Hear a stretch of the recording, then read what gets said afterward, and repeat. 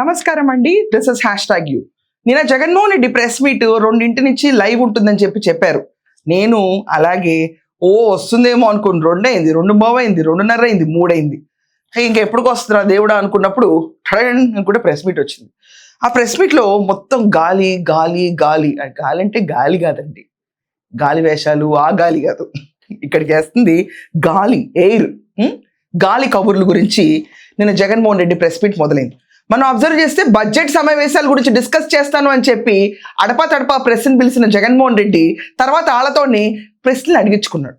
ఏంటంటే మనం అర్థం చేసుకుంటే హెరిటేజ్ గురించి, ఇందాపూర్ హెరిటేజ్ ఈ విషయం పైన జగన్మోహన్ రెడ్డి నిన్న మళ్ళీ వాళ్ళు ప్రశ్న అడిగారు. ఆ ప్రశ్నకి సమాధానం చెప్తున్నాను నేను.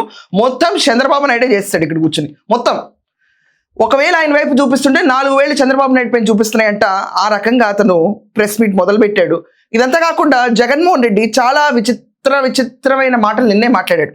అదే చంద్రబాబు నాయుడు గారు అనే వ్యక్తిని, హెరిటేజ్ అనే సంస్థ, ఈ రెండు కూడా తప్పు చేసినట్టు ఇంత ప్రస్ఫుటంగా కనిపిస్తా ఉన్నప్పుడు ఏ రకంగా చంద్రబాబు నాయుడు గారు అనే వ్యక్తి 4 ఏళ్ళు తమ వైపు చూపిస్తూ ఉంటే ఒకవైపు ఇలా ఏలెత్తి ఇంకొకరి మీద ఎలా చెప్పగలుగుతారు? దేవునితో చంద్రబాబు నాయుడు గారు అబద్ధాలతో మోసాలతో దేవునితో చెలగాట మాట్లాడు. అందుకని దేవుడు బుద్ధి వచ్చేట్టుగా మొట్టకాయలు వేస్తా ఉన్నాడు. నాకు అర్థం కాదు, ఆయన ప్రెస్ మీట్ ఇంటే ఏమైనా నాలెడ్జ్ వస్తుందా? బడ్జెట్ గురించి మాట్లాడుతున్నాడు. మేమున్నప్పుడు అప్పులెంత, మీరున్నప్పుడు అప్పులెంత, తర్వాత మీరు వచ్చిన తర్వాత అప్పులెంత, ఇలాంటి కబుర్లన్నీ చెప్తున్నాడు జగన్మోహన్ రెడ్డి నిన్న ప్రెస్ మీట్లో. Okay fine, you are intelligent, okay happy, fine. Chandrababu Naidu గారి హయాం ముగిసే నాటికి, అంటే వైఎస్ఆర్సీపీ అధికారంలోకి వచ్చే నాటికి, చంద్రబాబు నాయుడు గారి హయాం ముగిసే నాటికి చంద్రబాబు నాయుడు గారి హయాంలో రాష్ట్రానికి సంబంధించిన అప్పులు ఎంత అని చెప్పి అవి కూడా రాస్తారు. 2018-19కి సంబంధించి పబ్లిక్ డెట్ అవుట్ స్టాండింగ్ 2,57,000 చిల్లర కోట్లు అక్కడ కనిపిస్తుంది. పేజ్ నెంబర్ 14లో గవర్నమెంట్ గ్యారంటీస్ అవుట్ స్టాండింగ్లో 2018-19కి సంబంధించి 55,508 కోట్లు ఇక్కడ కనిపిస్తుంది.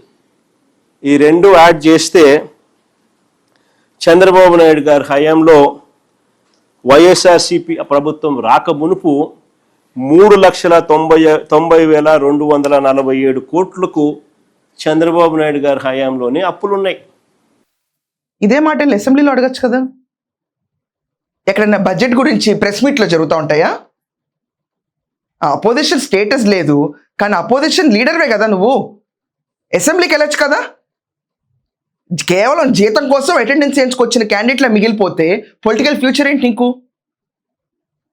ప్రెస్ మీట్లో కూర్చొని నువ్వు బడ్జెట్స్ గురించి మాట్లాడుతూ ఉంటే ఎవరింటారు? అసలు నిన్ను ఎవరు మద్దతు పలుకుతారు? ఈ బడ్జెట్ అంతా సరిపోనట్టు నిన్న కరెక్ట్గా ఇతను ప్రెస్ మీట్ స్టార్ట్ అయ్యేటప్పుడే ఆల్రెడీ కోర్ట్ ఆర్డర్స్ వచ్చినాయి హెరిటేజ్ గురించి ఎవరు మాట్లాడకూడదని. ఫికర్ కోర్ట్ ఆర్డర్స్ ఏమున్నా కూడా దుష్ప్రచారం చేసేదని కోర్టును కూడా బేఖాతరు చేసిన జగన్మోహన్ రెడ్డి. తన ఇష్టం వచ్చినట్టు చేయొచ్చు. తనకి రూల్స్ అనేవి ఉండవు, రైమ్ అనేది ఉండదు. ఆన్ 14th February 2026 దుమారం లేచిన వెంటనే, the moment it became a controversy, on 14th February 2026 Heritage Foods Limited announces resignation of VP and Head National Sales మకరానంద్ Sastry. ప్రజల్నే నేను కోరుతా ఉన్నా, మీరే డిసైడ్ చేయండి. చంద్రబాబు నాయుడు గారు అనే వ్యక్తి ఎలాంటి వ్యక్తి? ఈ మనిషిని సిబిఐ అంతకన్నా పై స్థానంలో ఉన్న వాళ్ళు వచ్చి ఏమన్నా ఎంక్వైరీ చేసి ఏమన్నా ఈయనను జైలుకు పంపినా కూడా కనీసం ఈయన చేసిన తప్పుకు, అబద్ధాలకు, మోసానికి ప్రక్షాళన అనేది జరుగుతుందా అన్నది ప్రజలే ఆలోచన చేసుకోమని చెప్పి కోరుతా ఉన్నా. ఈ గాలి మాటల్లో నిన్న ఏం చెప్పారంటే, గాలి అంటే మళ్ళీ చెప్తున్నాను ఎయిరండి, ఇంకేదో అనుకున్నారు మీరు. ఏంటంటే గాల్లోనే ఉంటారు ఎవరు? చంద్రబాబు నాయుడు గారు, పవన్ కళ్యాణ్ గారు, లోకేష్ గారు. చంద్రబాబు నాయుడు గారికి ఒక పర్సనల్ ఫ్లైట్ హెలికాప్టరు, లోకేష్ గారికి ఒక personal flight helicopter, Pawan Kalyan గారికి ఒక పర్సనల్ ఫ్లైట్ హెలికాప్టరు. ఇలా 3 ముక్కలుగా చెప్పాడు విశేషాన్ని. నన్ను విసుక్కోకండి మీరు. ముఖ్యమంత్రి గారు కొడుకు ఒక పూట విజయవాడలో ఉంటే మరో పూట హైదరాబాద్లో ఉంటాడు. ఇంకో పూట ఈ కొడుకు క్రికెట్ మ్యాచ్ కోసం పక్క దేశం వెళ్ళి కొలంబోలో మ్యాచ్ చూస్తాడు రాత్రికి.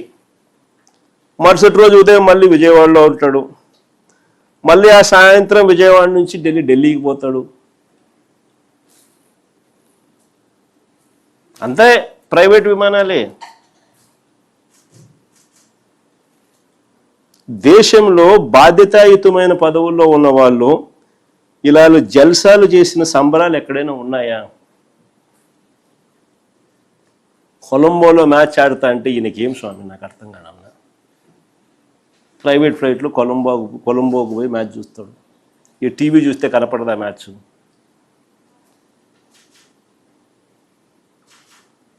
సరే, క్రికెట్ అభిమానివే అనుకో, టీవీ చూస్తే కనపడదా? నేను కూడా నిన్న టీవీలోనే చూసిన మ్యాచ్. సో అలా 3 ముక్కలుగా చెప్పినప్పుడు ఈయన క్రికెట్ అభిమానంట. ఒకసారి క్రికెట్ జగన్మోహన్ రెడ్డి గారు, నేను ఒక మాట అంటున్నాను, మీరేం చూపిస్తే అదే చూస్తాం మేము, వేరే చూసే అంత కెపాసిటీ మాకు లేదు. లోకేష్ గారు కొలంబో దాకా వెళ్ళి క్రికెట్ మ్యాచ్ చూశారు, ఎందుకంటే he is a ardent cricket player and he loves to play match, he loves to watch match. And for that matter ప్రతి ఇండియా వర్సెస్ పాకిస్తాన్ చూడటానికి హాయిగా డబ్బులు ఉన్నాయంటే వెళ్ళి చూసే రైట్ ఉంది, కెపాసిటీ ఉంది. అదేం ప్రజల సొమ్ముతో వాడుకుని వెళ్ళాయన. దాని గురించి ఆయన ట్విట్టర్లో పెట్టినా కూడా ఎక్కడన్నా కొంచెమన్నా జంకకుండా, అది నా డబ్బులు మొర్రు అని చెప్తున్నా కూడా ఎక్కడ సిగ్గుపడకుండా తీసుకొచ్చేసి నువ్వు క్రికెట్ మ్యాచ్ చూడడానికి ఎందుకు వెళ్ళావంటే అసలు చూసేవాళ్ళు ఎలా ఉంటారు, ఏమంటారు? రేపు ఇదే వచ్చి జగన్మోహన్ రెడ్డి గారు మీరు లీటర్ పాలు కాసుకుని ఒక చిన్న కప్పులో తాగడం ఏంటి, మొత్తం లీటర్ ప్యాకెట్ని రోజంతా తాగాలన్నారు అనుకోండి, మండదా అక్క, మండదా చెల్లి? పాలు కూడా ఒక లీటర్ పాలు అల్లం వేసి పచ్చి అల్లం మరగబెడితే ఒక గ్లాస్ అవుతుంది, అది తాగుతారు. అది చాలా స్ట్రెంగ్త్ అసలు. ఫుడ్, లైఫ్ స్టైల్, ఎవరి ఇష్టం వచ్చిన ఉండటంలో ఇంటర్ఫీర్ అవ్వకూడదు until and unless that is legal. Legally he's right to go and watch. సొంత డబ్బులతో వెళ్ళాడు, హాయిగా ఎంజాయ్ చేశాడు, నెక్స్ట్ డే మళ్ళీ వర్క్ వచ్చేసాడు, దాంట్లో తప్పేంటి? గాల్లోనే ఉంటాడు లోకేష్. దాని గురించి కొలంబోలో మ్యాచ్ ఆడితే ఏంటి స్వామి టీవీలో చూస్తే కనపడదా, నేను కూడా టీవీలో చూసా అంట. అబ్బో మీరు టీవీలో చూసిన మ్యాచ్లు, క్రికెట్ మ్యాచ్లు ఆడితేనే ఆడదాం అందరిలో, బ్యాట్ ఎక్కడికి వెళ్ళింది, బాల్ ఎక్కడికి వెళ్ళింది. రియల్ టైంలో వెళ్ళి చూస్తుంటే లోకేష్ గారు కనీసం కరెక్ట్గా కొట్టేవాడు. మీరు చూపించిందే నేను చెప్తున్నా, నేనేం ఎక్స్ట్రాగా చెప్పట్లా. వెళ్ళి చూడాల్సింది ఒక క్రికెట్ మ్యాచ్ పర్సనల్గా. టీవీలో చూడటం వల్ల ఫస్ట్ క్లాస్ స్టూడెంట్కి క్రికెట్ ఎలా ఆడాలో తెలియలేదు, ఈ తెలియని స్టూడెంట్ మళ్ళీ రోజుకి బ్యాట్ పుచ్చుకుని నేర్పిస్తూ ఉంటాడు. ఇలాగే అంటారు. మరి వీటిని ఫేస్ చేయడం రెడీగా ఉండాలి.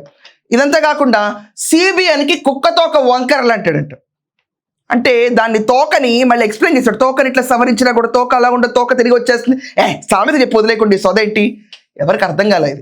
ఇదంతా కాకుండా ఆణిముత్యాలు కొన్ని గులకరాళ్ళు వచ్చినాయి నిన్న. ఏంటంటే మేనిఫెస్టో, కోవిడ్లో మన ప్రభుత్వం చేసిన తీరుకి ఈరోజు ప్రజల దగ్గరికి చిక్కటి చిరునవ్వుతో అంట వెళ్ళగల పార్టీ మనది.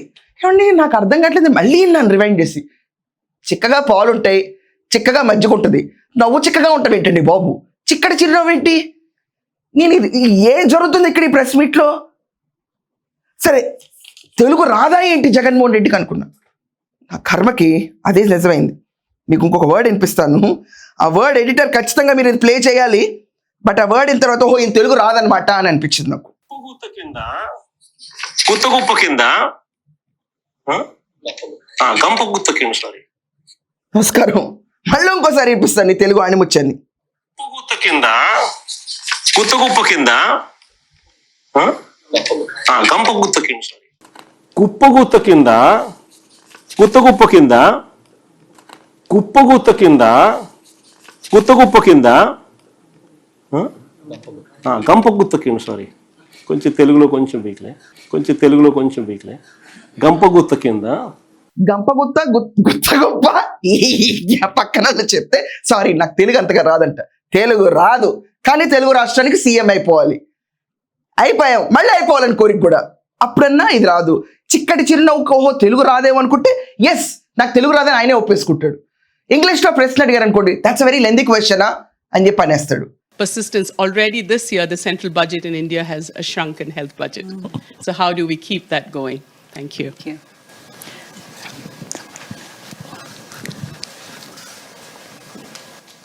The minister starter. It was a very lengthy question. It was a very lengthy question. ఏ భాషలో మాట్లాడాలి మరి?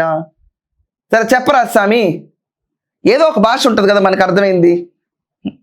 ఇప్పుడు నాకు కూడా అర్థం కావట్లేదు. ఆయన చెప్పిన తెలిగిన తర్వాత కుప్ప గుర్తు కింద గిప్పగెత్త కింద ఏం గుర్తు కింద నాకే పోయింది తెలుగు, నాకే పోయింది. ఒక్క నిమిషం అసలు నాకే మాట ఎత్తుక్కున్నా.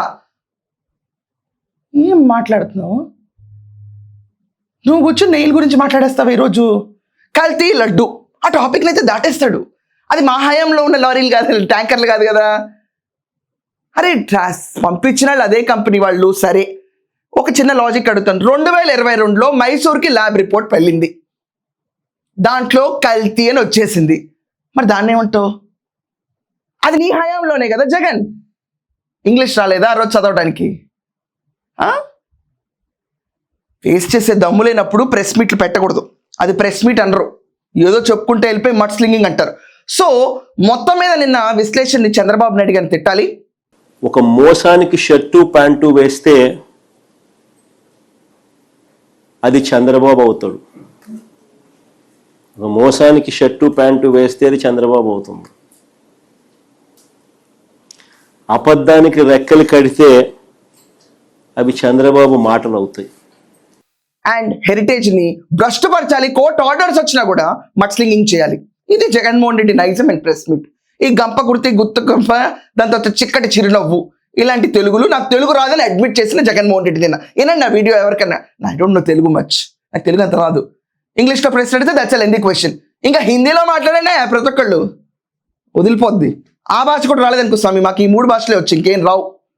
కళ్ళతో చెప్తాం ఇంకా సైగలు. ఓట్లతో చెప్తాం, ఏళ్లతో. అర్థం అవట్లేదా లాజిక్స్? నాకు ఒక చిన్న క్వశ్చన్ అడగాలని ఉంది. లాస్ట్ టైము జగన్మోహన్ రెడ్డి టెన్యూర్లో క్రిస్టల్ క్లియర్గా నేను కొన్ని స్లైడ్స్ కూడా మీకు ప్లే చేపిస్తున్నాను.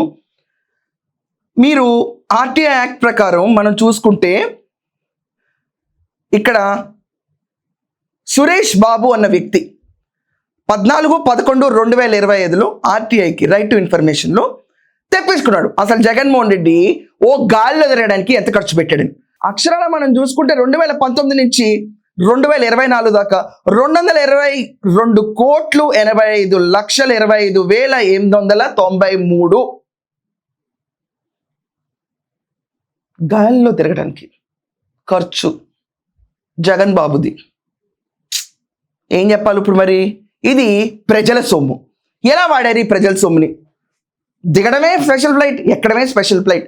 జగన్మోహన్ రెడ్డి గారు నాకు అర్థం కాదు, మీ వైఫ్ని మీరు ఎక్కడికో తీసుకెళ్ళి దాని మధ్యలో డ్రాప్ చేసి ఆవిడ్ని, తర్వాత మళ్ళీ ఆ చార్టర్డ్ ఫ్లైట్ని తీసుకుని మీరు వర్క్ అవుట్ చేసుకుని ఇప్పుడు షాపింగ్ అవుట్ చేసుకుని మళ్ళీ తిరిగి మీరు ఏపీకి రావడానికి ప్రజల సొమ్ము ఏమన్నా చిక్లెట్లకు కనిపించినాయి ఆ రోజు గాల్లో తిరగడానికి? ఆల్రెడీ రాష్ట్రం అప్పుల భారంలో ఉంది, పెద్దగా ఏం జరగట్లేదు, కల్తీ నెయ్యి జరుగుతుంది, వాటిపైన ఆదాయాలను బేస్ చేసుకుని రాష్ట్రాన్ని ఖర్చు పెట్టుకోవచ్చు అనుకున్నారా? ఇంకా మేము తీసుకొచ్చిన అప్పు తక్కువ అని చెప్పుకోవడానికి గొప్పలు చూపిస్తున్నారు ఈరోజు. ఇదేంటి? ఈ లెక్కల గురించి ఎవరు మాట్లాడతారు? ఎవరు మాట్లాడరా? ఏం వద్దా ఇన్ఫర్మేషన్ దీని గురించి?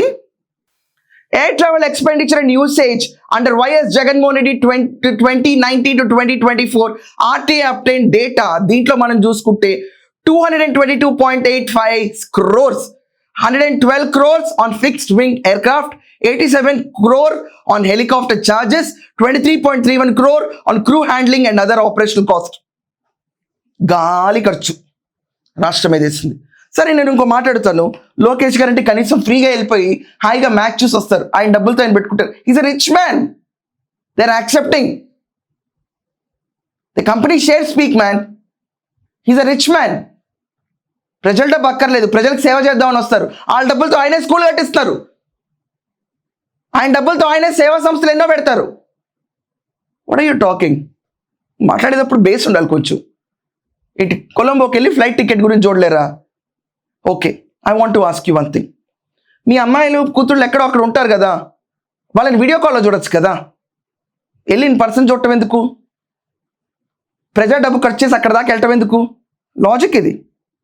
మీకు 3 ప్యాలెస్లు ఎందుకు? ఎల్హంక, తాడేపల్లి, దాని తర్వాత లోటస్ పాండ్ ఎందుకు? ఒకటి చాలదా?